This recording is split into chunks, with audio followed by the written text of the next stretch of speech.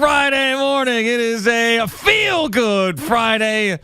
No longer a football Friday, but a feel-good Friday. And I feel like it's a time of rebirth right now. Boomer, we've got spring training. It is springing eternal, all of that rebirth.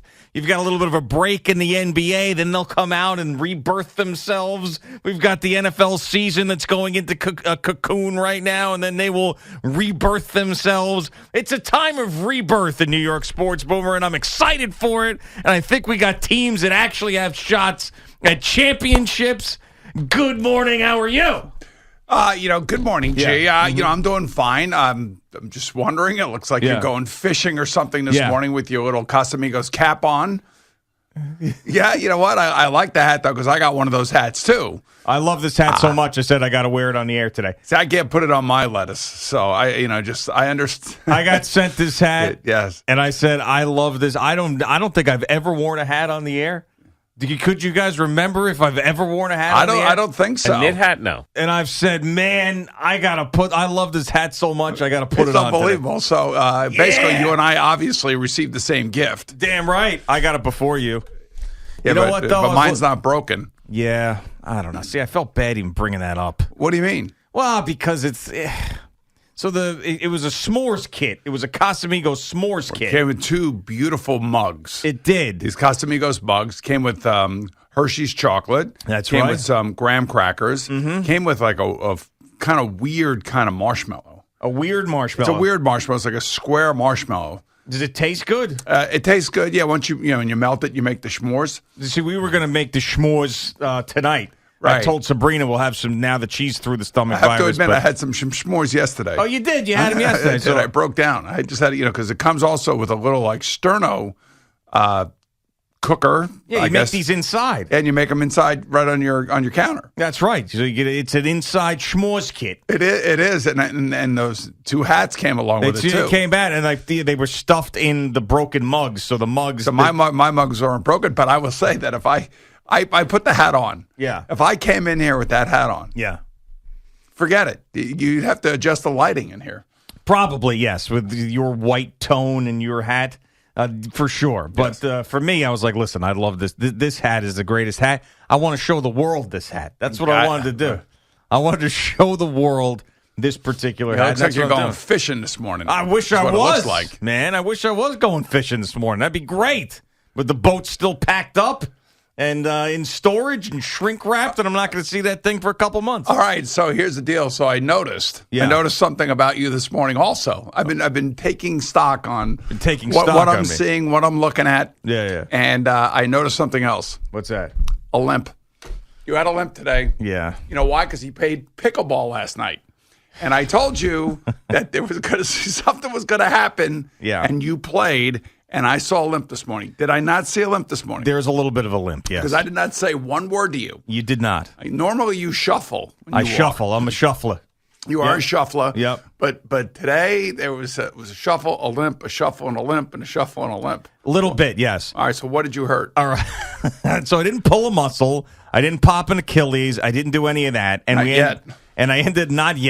And I ended up playing through this particular injury, but I crap you not, the second ball that was hit to me, it's a little bit in front of me, and I did exactly what you told me not to do, which you said to me, you said, hey, if there's a ball that's just there and you can't get it, just let it go. Try to tell yourself, I'm not getting it because I'm not playing for $100 million here. Right. So, of course, what do? Is it drops in front of me. I sprint towards it and, do a half dive, trip over myself, and then slide on my elbow and knee right across the court. So I've got this big, raspberry on my knee. My elbow is all banged up. Oh, so the raspberry's rubbing up against your pants. It is, against my jeans. Yes, that's exactly what's going on. Hence the limping. Yeah, it hurts a little bit, yes. And then my foot somehow is a little sore. My right ankle's a little bit sore. But I had a blast, man. I tell you, I got to understand why pickleball is so popular for all ages. It was awesome. Yeah, and this morning, you kind of reflect Rihanna's sperm. That she was dancing with. Right. So that you're exactly right. You have nailed it. So not only am I paying respect to Casamigos, and I want to show the world this hat, I was also inspired by the sperm surrounding Rihanna at Super Bowl halftime show. So right now, I'd like to grab my crotch and smell my fingers. For all right, everybody. well, no, please don't do that. Right, please don't do that. I won't do that. I'm trying to drink a cup of coffee here this morning. I do not need that. Yeah, but I'm totally into pickleball now. And by the way, they gave me something for you that I left home, but. You gotta. Listen, I can't show up there because I just start smashing a ball and trying to hit everybody with it. But that's the thing. Like even when you hit like really hard because the ball has holes in it, it doesn't go that hard. It's like a wiffle ball. Yeah, kind of. So you like a hard wiffle ball. You could do it. I think you could totally. I know do I it. can do it. I'm just. I'm not worried about doing it. I can do it. I know that.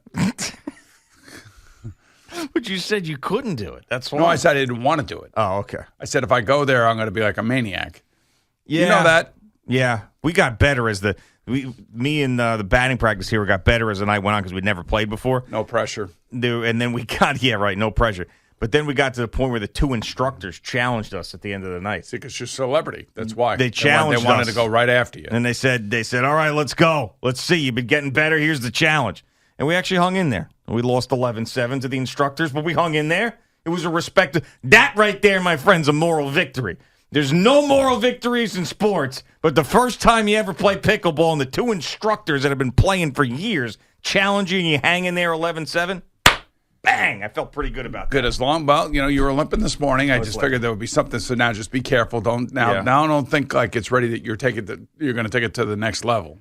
No, I'm not going to. I don't think. I mean, occasionally I'll play, whatever, but yeah, I'm not. I mean, I'm not going to be going crazy all the time and then putting myself in tough situations. You know me, right? Can you straighten something out for me? Because I need some accuracy help here because I'm not. You're going to me for accuracy? Yes, I'm going to you for accuracy because I know you read things, I know you see things, I know you look at things, and you remember things. I don't really remember things quite as clearly as you do. Okay, just wondering what day is this of the black box for Aaron Rodgers?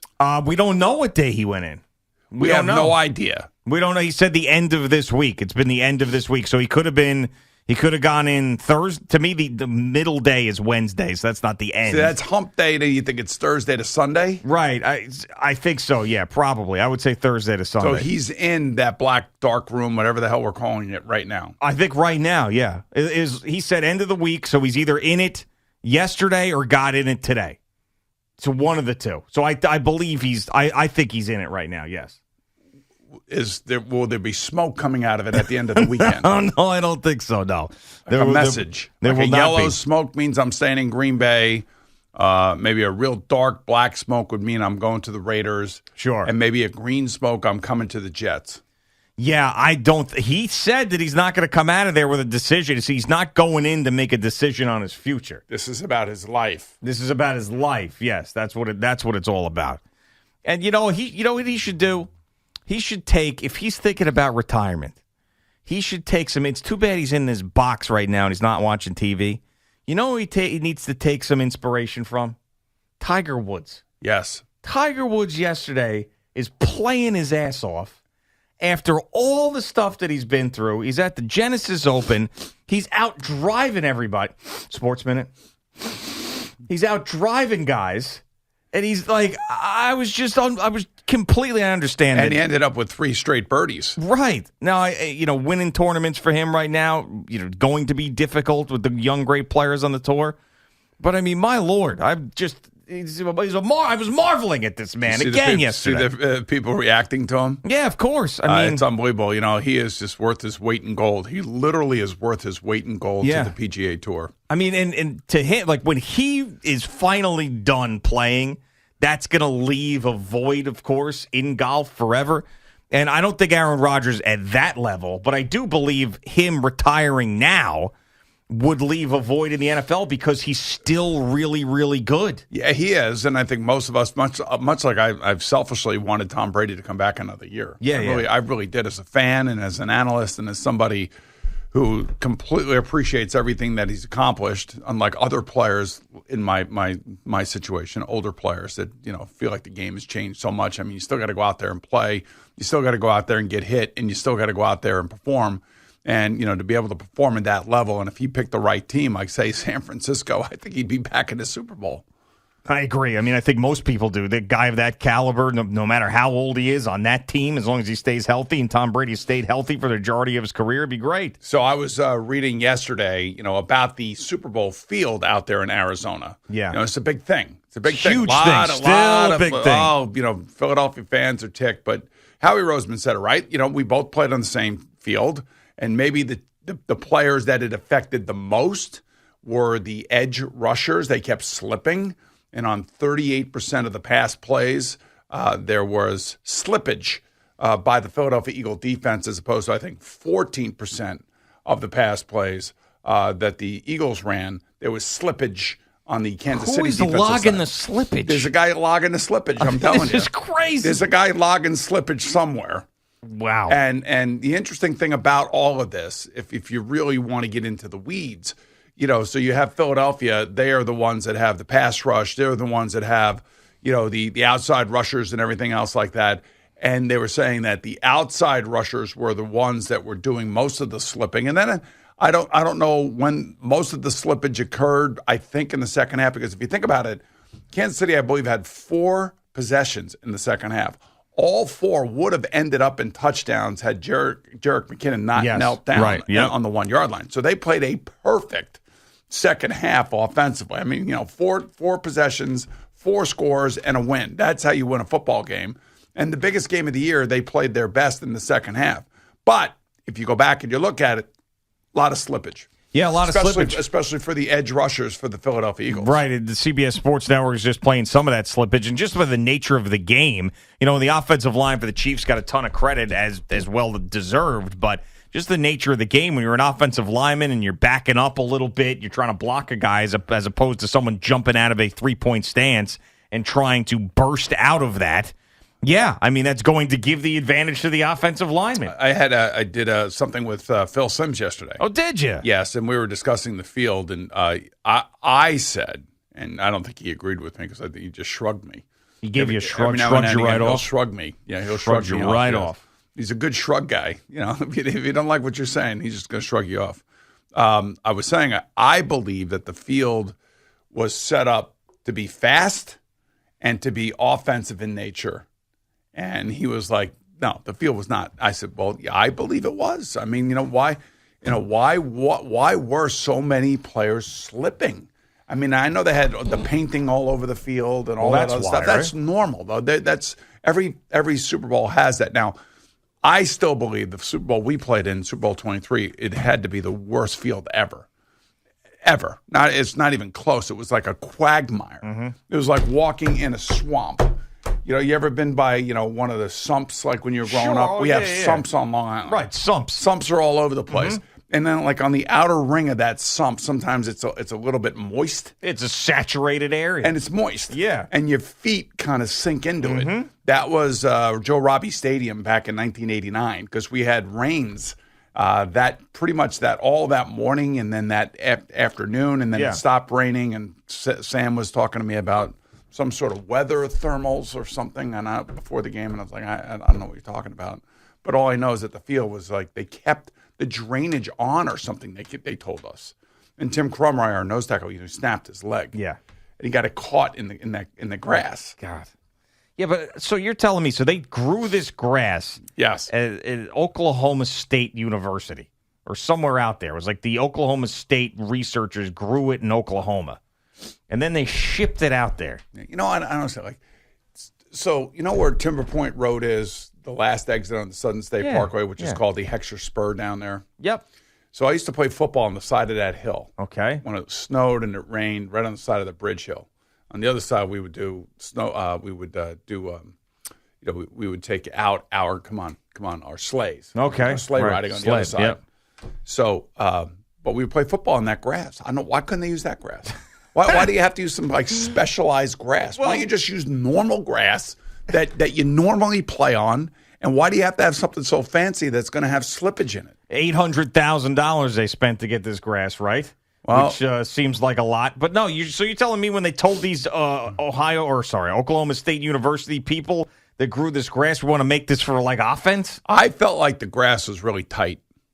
You thought it was tight grass? It was tight grass, very tight. Okay. And, and because that thing is on a ginormous tray and it rolls in and out of State Farm Stadium, you know what I'm saying? So you get some sunlight during the day and that kind of thing.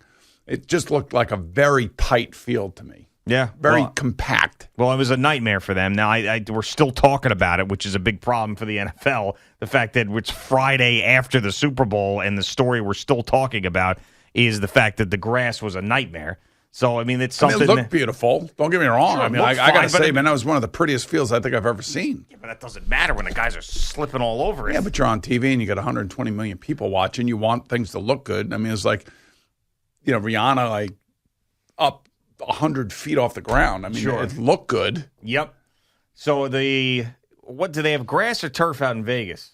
They have turf. They have turf. It's indoor. It's an indoor stadium. Okay, so they had. It's not a retractable dome. Oh, okay. I thought that it was retractable. I don't think it's retractable. So they got turf, so they don't have to worry about this. Al, next do you year. know if it's retractable or not? Vegas. Which place is this for? The retractable Vegas retractable. What's it? It is. That's my guess. Can you look? Can you Google it, please? Google it. Yeah, what's the name of that place? Just Google it. I heard that you could Google a lot of things. It's Allegiant. I think it's Allegiant. Yeah, it is retractable. It is retractable. Yeah. All right. Yep. It features open views, retractable and natural grass. So you were totally wrong about this. I'm totally wrong. So it's a natural grass. So here we go again. We're going to go through the whole same thing again next year. That's right. But they're not going to be like taking the grass in and out and the whole thing. I don't. My thing is why can't you just play a normal grass? You want a bent grass? You want a Bermuda grass? What kind of grass you want? Well, it was Bermuda grass. It was Tacoma 31 Bermuda grass for the Super Bowl this year. So, how many different species of grass are there? Man, I don't know. It's got probably 50. You know anybody in the world of horticulture? I do. You do? Yeah. I got a horticulture guy named Vinny. You got a horticulture guy? Yeah, named Vinny. You want to talk to him? I think we need to talk to him. All right. We could talk to Vinny. You talking worldwide or just for use in stadiums and stuff? He just wants a general question. Guy. Yeah, maybe the horticulture guy can answer. I would think hundreds, maybe thousands. Yeah, the horticulture guy will definitely. My horticulture guy will know. He's got a horticulture guy. I do. You got one? No. Mr. Wealth Management guy? No. Shorehaven Wealth Partners. Yeah. All of a sudden, it was weird. I moved to Sayville, and now I've got a horticulture guy. It's amazing how that works. I got Kentucky bluegrass, by the way. You have Kentucky bluegrass. I got Kentucky bluegrass that was laid sod there at the domicile. So if you'd like to talk to my on or off the air, I'll give you my horticulture guy. You could talk. Well, would like to know how many species of grass could there possibly be, and why couldn't you just have a grass field so the guys could play like they were kids again? 12,000 according to Wikipedia. 12,000. Yeah. Well, they've got to try the other 11,999 for next year's Super Bowl because, yeah. We can call up Greg Currier, the superintendent from Glen Oaks. I'm sure he would probably have a better answer. Oh, of course. They should let him do it. Exactly. He should do the field. 100%. Any guy who is in charge, one of these greens guys. Superintendents. Superintendents. At these golf courses. Oh, around here? Come on. 100%. Those are the guys you got to talk to. All right, Boomer and Gio on the Fan and CBS Sports Network.